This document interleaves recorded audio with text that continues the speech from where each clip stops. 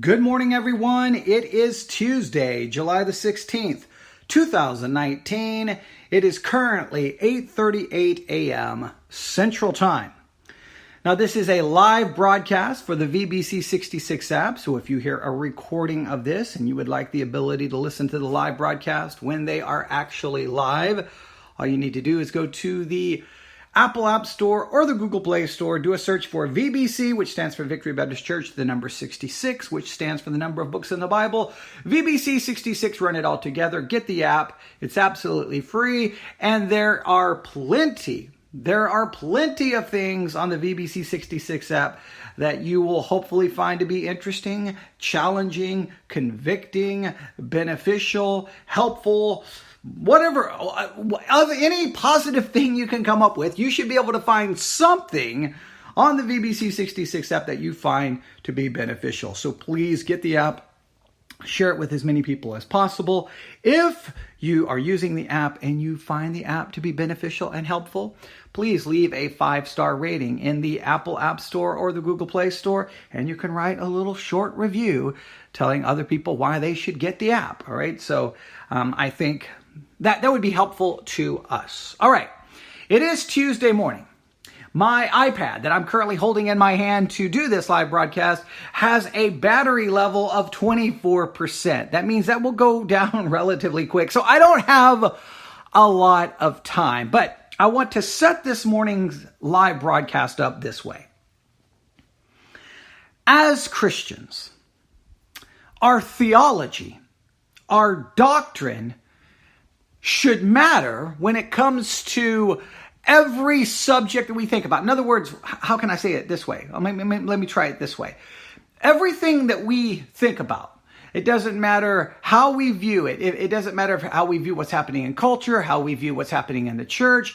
We have to view that through the lens of our theology and our doctrine. In other words, the way we view certain things needs to be consistent with the theology and with the doctrine we profess, right? If we profess that we have a certain theological view, then that view must dominate. It must be the dominating factor in our thinking about things. But sometimes Christians will say things and will make an argument that doesn't seem to be consistent with their theology or with their doctrine, because their theology and their doctrine is not the controlling factor in the way they view things and in their thinking. The way they view things and the way they're thinking is dominated by some other factor. It may be how they were raised. It may be culture. It may be their political views. It could be a lot of different things, but it should be our doctrine and our theology. Or we could say, all right, that the Word of God should be the dominating viewpoint. But of course, from the Word of God, we gain our doctrine and our theology. Hopefully our doctrine and theology is based off the Word of God. The reason I say doctrine and theology is because Christians claim to believe certain things. And then when they talk about certain subjects, you're like, wait a minute, you claim to believe this, but that's not consistent with what you believe. It's just a matter of logical consistency. It's about being consistent with what we believe. And I throw it out there because we're going to look at something here in just a minute that, if it is true, and that's question number one, if it is true, it is a disturbing statistic. But we have to look at this statistic from the viewpoint of our theology, and I think no matter what viewpoint we have theologically, it would have a great impact on how we view this statistic. I hope that makes sense, all right? So let's get right to this. I hate being in a hurry, but I got no choice, because all of a sudden the live broadcast will just end. You're like, what happened? And he's like, well, his battery on his iPad died. But I saw the statistic and I could not wait, so I grabbed the iPad and hit the go live button. So here we are. Let's look at this. I'm going to pull this up. We don't want that. Here it is. All right. This morning I saw the following, and I'm going to quote it. 75% of Christian young people fall away from the faith and leave the church after high school. 75% of Christian young people fall away from the faith and leave the church after high school. Now let's stop right there. my first thought is, okay, where does this statistic come from?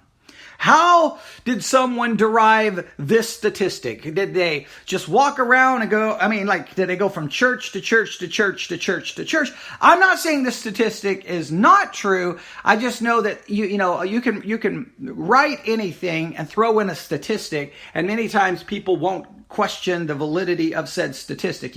What do they always say? 93% of all statistics on the internet are made up. You get the joke? So I just quoted a statistic about how all the statistics on the internet is made up. In other words, you wouldn't even be able to believe the 93%. I don't know. 75% of Christian young people fall away from the faith and leave the church after high school. So where did the statistic come from? How did they derive that number? That's question number one. Question number two is very interesting. 75% of Christian young people fall away from the faith. This seems to imply that a true Christian can fall away from the faith. Now that's a theological position. That's a theological position. That is a theological position that one's salvation is not eternally secure and someone can lose their faith. That would seem to imply, at least logically, that your faith has something to do with you. That, in other words, faith is not something God gives us and that God saves us, but no, God does his part. Now I have to do my part in order to keep myself saved. I have to do my part. And if I decide I don't want to be saved, then I can just simply walk away, which would clearly imply a strong belief in what we will call free will. This person freely chose to come to Christ and they freely chose to walk away. And because the will is absolutely free, then they possess said freedom to do that. So first, where did the statistic come from? Number two, this seems to imply that a Christian can fall away from the faith, which would seem to imply all those other things.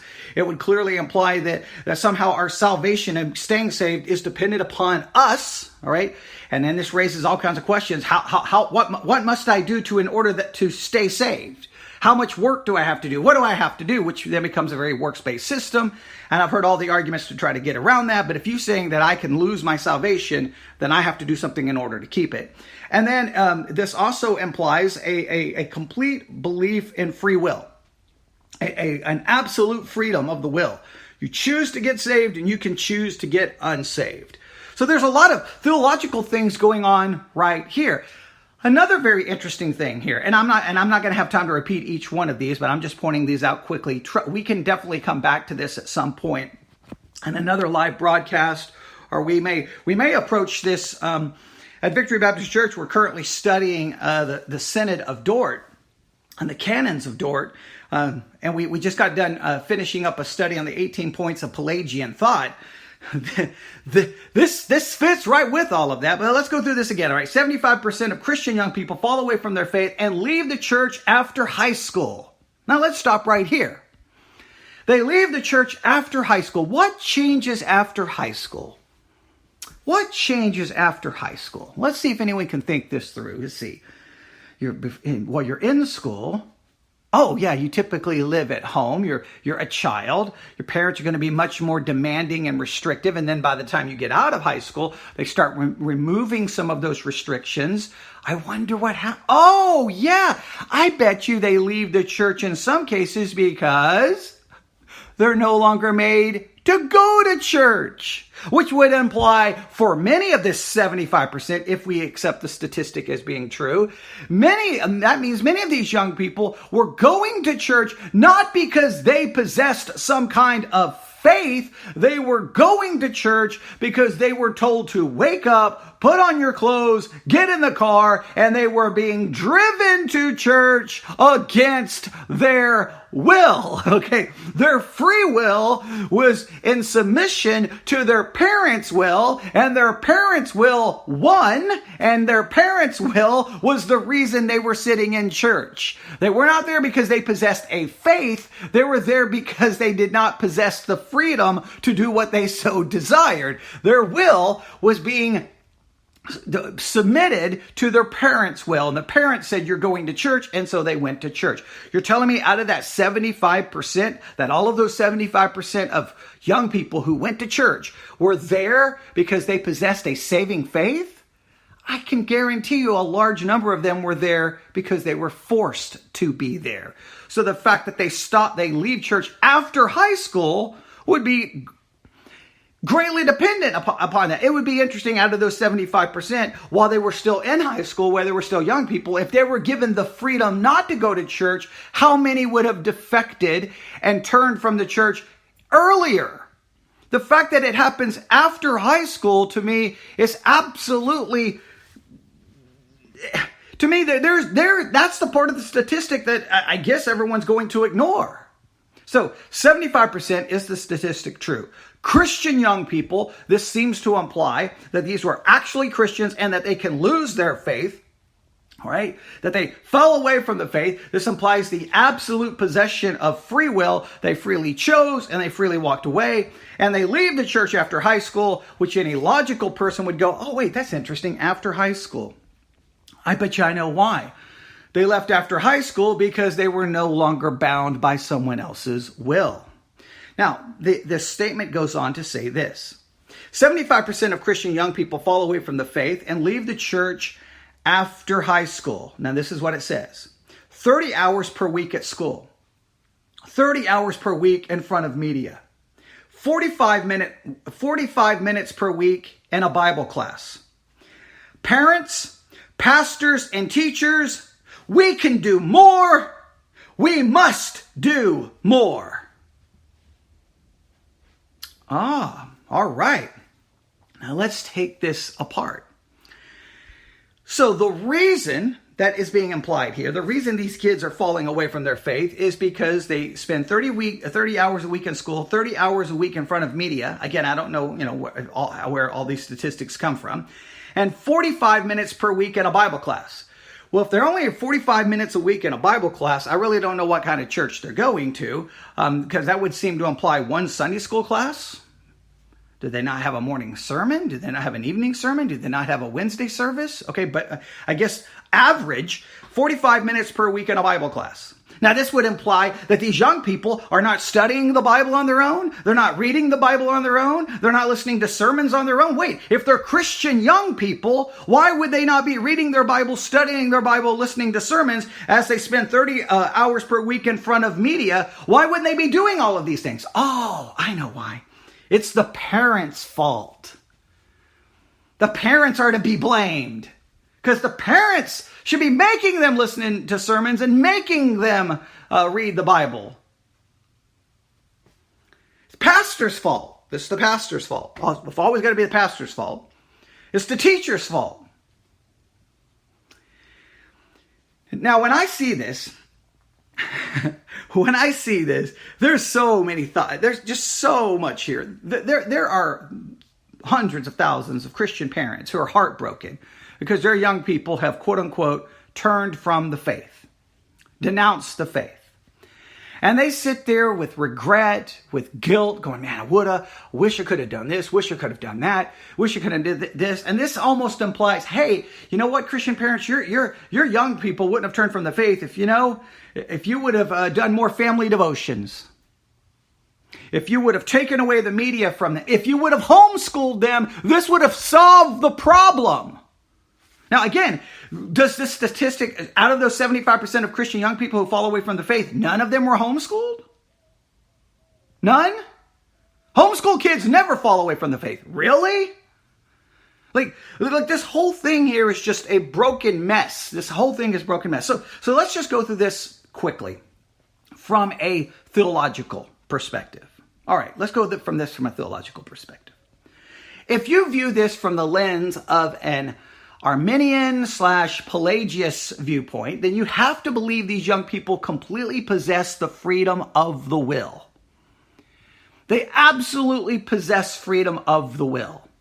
And if they have a free will, are you arguing that if I would teach them more, do them more, that somehow I could influence the will, I could somehow influence the will so that the will would choose the things of God rather than choosing against the things of God. So I should do everything I can to try to influence that will. Well, what can I do to their will? Is their will free, or can their will be manipulated